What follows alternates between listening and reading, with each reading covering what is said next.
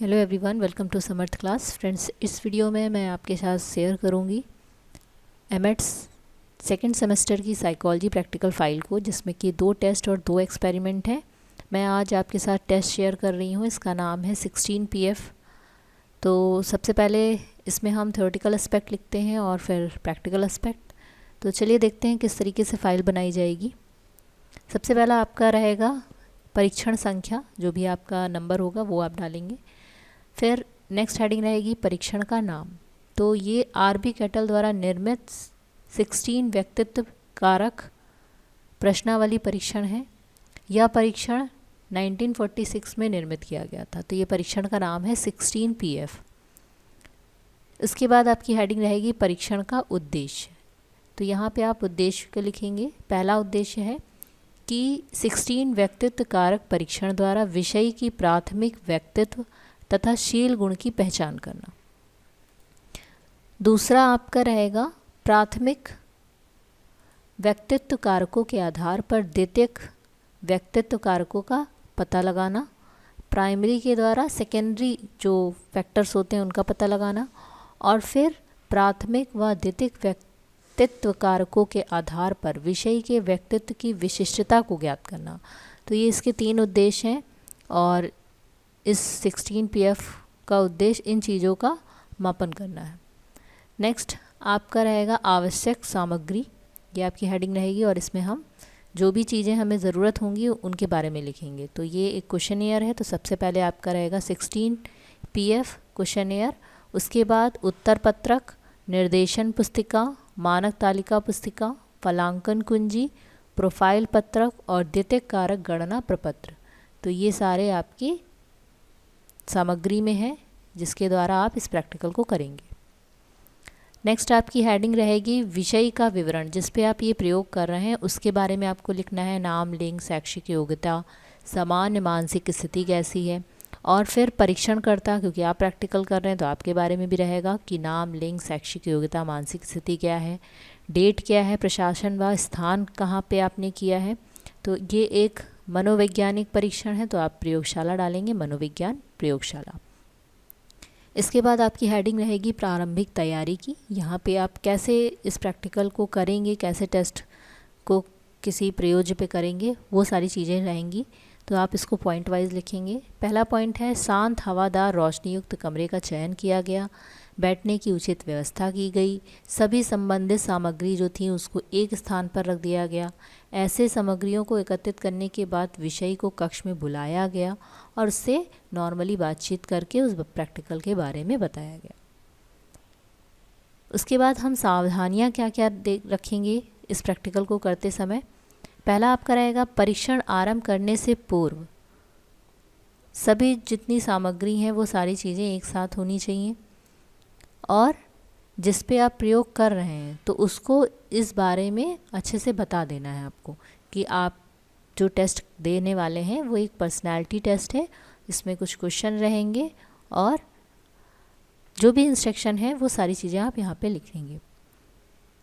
और ये भी सुनिश्चित करेंगे कि कोई डिस्टर्ब ना हो और जो स्कोर आप ले रहे हैं उसको कैसे स्टेंसिल स्कोर के थ्रू देखना है और जो सेकेंडरी जो फैक्टर्स होते हैं उनको निकालते समय भी सावधानी रखनी है। तो ये सावधानियाँ रहेंगी। इसके बाद आपकी हेडिंग रहेगी निर्देश की। यहाँ पे परीक्षण आरंभ करने से पूर्व विषय को निम्न निर्देश दिए गए, ये आप लिखेंगे और यहाँ पे बताएंगे कि आपने एक टेस्ट देना है। इसका नाम है 16 पीएफ। ये क्वेश्चनियर है।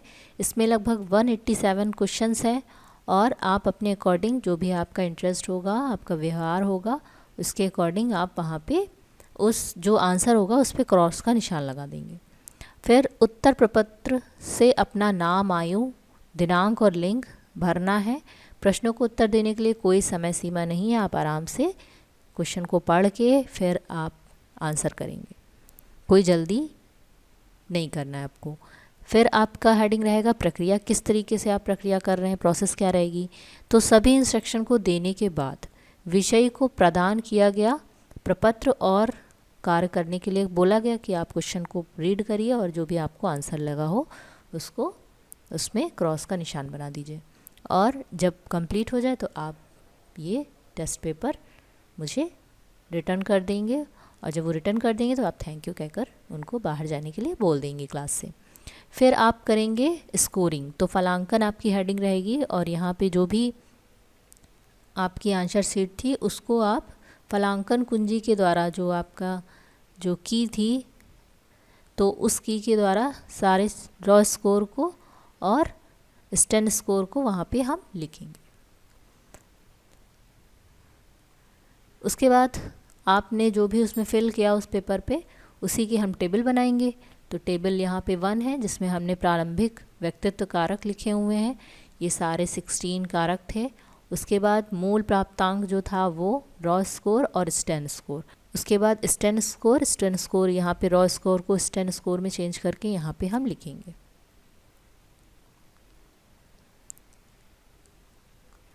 और स्टैंड स्कोर जब आप बना लेंगे और जब आप स्टैंड स्कोर को लिख लेंगे तो उसके थ्रू आपको ग्राफ जो पीछे बना होगा उस पर वहाँ पे हम ग्राफ को प्लॉट करेंगे। यहाँ पे स्टैंडर्ड स्टैम के आधार पर यदि जो स्कोर है 1 to 4 के बीच में है तो वो निम्न प्राप्तांक होगा, अगर 5 और 6 के बीच में है तो औसत, और 7 से 10 के बीच में है तो वो उच्च प्राप्तांक में आएगा। तो इस टाइप से हम 16 प्राइमरी फैक्टर का पता लगाएंगे। फिर हम बनाएंगे सेकेंडरी फैक्टर के लिए टेबल। तो सेकेंड ऑर्डर 16 PF स्केल क्या है, यहाँ पे हम निम्न प्राप्तांक यहाँ पे सब लिखेंगे कि कहाँ कहाँ पे उसको प्राप्तांक मिले हैं, कहाँ कहाँ पे उच्च प्राप्तांक मिले हैं और कहाँ पे औसत। तो ये सारे फैक्टर्स की यहाँ पे आपको बारे में लिखना है। ये कुछ इस तरीके से आपको फैक्टर्स मिलेंगे जब आप प्लॉट कर रहे होंगे ग्राफ को। तो ये पूरे 16 PF आप कर लेंगे। उसके बाद second order of 16 PF score को हम क्या करेंगे, फार्मूला वाइज इसको सॉल्व करेंगे। तो ये हमारा फार्मूला होता है एक्स्ट्रावर्जन के लिए, एंजाइटी, टफ फेस और इंडिपेंडेंस के लिए। तो ये दोनों बोथ के लिए, फीमेल के लिए ये दोनों रहते हैं। तो हमने अगर फीमेल पे किया है तो ये फार्मूला लगाएंगे, मेल होगा तो अदर फार्मूला रहता है। तो इस फार्मूले के थ्रू हम ये सारी वैल्यूज़ में रखेंगे जो फैक्टर्स हैं और इसको कैलकुलेट कर लेंगे। अब यहाँ पे ये कैलकुलेशन आपको करनी है, फॉर्मूले में वैल्यू रखते जाएंगे और कैलकुलेट करते जाएंगे। इसके बाद हमने जो भी कैलकुलेशन की उससे हमारा आंसर ये निकला हुआ है एक्स्ट्रावर्जन में, एंजाइटी, टफ फेज और इंडिपेंडेंस में। और इसी के आधार पे हम रिज़ल्ट बताएंगे कि इसका क्या रिज़ल्ट है। इस फैक्टर को निकालने के बाद उसके प्राइमरी और सेकेंडरी फैक्टर की तुलना भी कर सकते हैं और उसके विषय के गुणों के बारे में भी बता सकते हैं। तो ये सारी चीज़ें आपका यहाँ पे आपको लिखनी है। फिर व्याख्या करेंगे जो भी प्राइमरी फैक्टर्स थे उसमें कितना स्कोर मिला, उसको रॉ स्कोर और स्टैंड स्कोर। इसी तरह सेकेंडरी जब निकालेंगे तो उसके बारे में भी, और जो हमने अभी कैलकुलेशन के थ्रू निकाला है एक्स्ट्रावर्जन और एंजाइटी के बारे में, उसको भी हम यहाँ पे डिस्क्राइब करेंगे।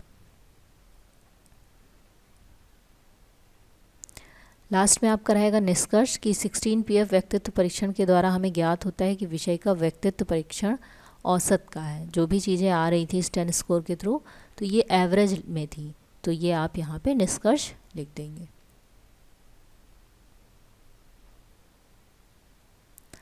लास्ट में आप शैक्षिक निहितार्थ भी लिख सकते हैं और संदर्भ ग्रंथ सूची भी लिख सकते हैं कि किस बुक से आपने हेल्प ली है।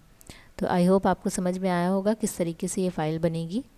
और वीडियो पसंद आए तो इसे लाइक, शेयर और चैनल को सब्सक्राइब करना बिल्कुल भी मत भूलिएगा। Thank you so much. मिलते हैं नेक्स्ट वीडियो में।